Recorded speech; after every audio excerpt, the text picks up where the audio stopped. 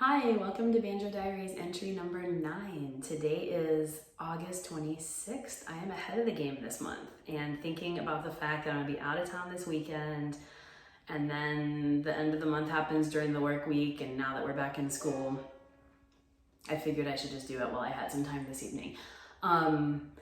So I woke up this morning and I was getting ready for school, and all of a sudden I thought, did I play banjo yesterday? And I realized that I didn't. So I made it 236 straight days without missing a day. And then on August 25th, 2021, I didn't play the banjo. It was such a busy day yesterday with like work, and then the bell choir that I direct at church started up again last night for the first time since COVID started. So I was at church for a couple hours dealing with the music for that, thinking about that. I was just kind of absorbed with the bell choir.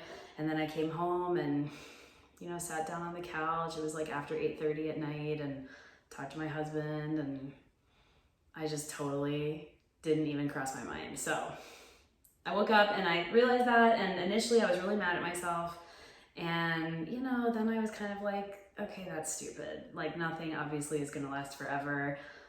It doesn't mean that you're not still committed to the instrument. So today I'm doing a banjo diary, and I practiced when I got home from work. So starting with day 1 of my new streak. So anyway, but thankfully I did not forget everything that I learned for the first 236 days of the year by skipping yesterday. So this month I learned 2 new songs, but you're only going to hear one at the end of this video. I'm going to save the other one. I'm going to bank it because I might need it for September if I don't have time to learn something new. Because man, this school year is kicking my butt, and we've been in like 2.5 weeks, or 2 exact weeks so far. So it's crazy, people. So anyway. The first song I learned is the one you're going to hear, and it is called Let Down by one of my favorite bands since I was in high school, Radiohead. My cello case has a big old Radiohead sticker on one side and a sticker on the other side that says Radiohead. So I really loved this group, and when I was in college, I learned one of their songs on guitar. And so then I stumbled across this guy on YouTube called Happy Banjo Dude, and he had the tablature out and a video out on doing Let Down, and I just thought, oh, that's so cool. It sounded really neat.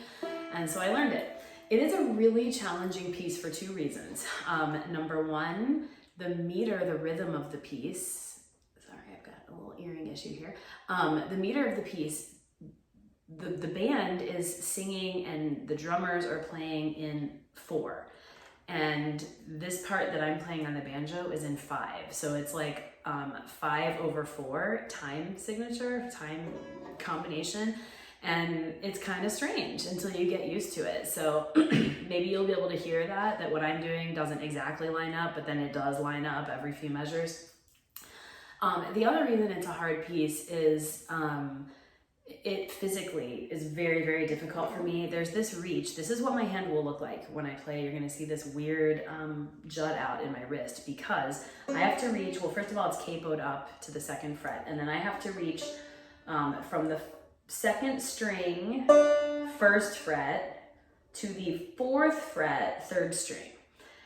And so I'm reaching between, if you can see, this finger and this finger, the space of 4 frets, 1st to 4th fret. And I have very short fingers. I have a very wide hand, which is really helpful when I'm playing cello, but so I can reach spaces, but my fingers are short. So having to be at this angle, like on a sideways necked instrument, and doing this reach, and then you have to hold it for a long time in the song. So it took me a long time this month just to physically be comfortable enough to play this piece. I would play it and like have to stop because it just hurt my hand. And that's one of the reasons I learned another song. I needed something else to do that wasn't this song in the interim. So when I would get sore, or I just needed to give my muscles a break, I wanted something else to work on. So the other song I learned is Foggy Mountain Breakdown. But I want to increase the speed on that. It's just a bluegrass piece that Earl Scruggs did. And other people as well.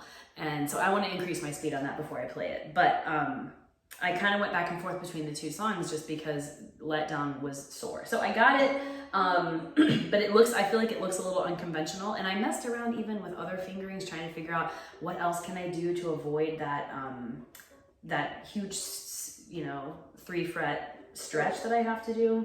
And I just couldn't come up with a better fingering than what Happy Banjo Dude was telling me to do. So I did it, and it was fun. It's fun to play it, and it was just kind of a departure from traditional banjo music, and but playing a song from a band that I love and a song that I've listened to for decades. That it's off the album OK Computer, which came out in the mid-90s, and or late 90s, I should say, and it was just fun for me from a sentimental standpoint. So that's what I did this month. Next month, I'm going to keep working on Foggy Mountain Breakdown. I'm going to potentially start preparing for another Bluegrass Sunday. There's another one coming up in November, and I would like to prepare longer for it so that I can feel more adequate on the banjo at it. But that's kind of exciting to have another chance to do that. And I'm going to just explore some more videos of Mr. Panky's and a couple other people that I found on YouTube and see what songs I want to play and what I want to explore. Oh, I know what I'm trying to do. The other thing that I dabbled with briefly, but then had to abandon this month because I was already down the Let Down rabbit hole, was a second version of Blackberry Blossom, which Mr. Panky, I learned his version. That was like, I did that song in like February, and I love it. It's one that I just go to for fun, to warm up and stuff. But I was watching a live stream video of his like within the past month, and he messed around with a different version of it, and I really liked it. And so I got the tabs for that, and I'm gonna try learning that. So that'll probably be what I actually tackle in September, is this like more challenging, more complicated version of Blackberry Blossom, and then just kind of to compare the two. I mean, the first one I learned is good and fun, but I think I'll try learning this one, like a step up. What can I do, many months later? So that's where we are. I'm gonna keep practicing daily as much as possible. I don't foresee missing lots of days now. It's not like a slippery slope. Normally I am very good about finding time to squeeze it in even on really busy days, but yesterday was just a day, and it didn't happen, and the banjo and I have made up. It forgave me. So that's where we are. I will be back in another month or so, maybe a little sooner, maybe a little later, and hopefully as a more accomplished banjo player. Bye.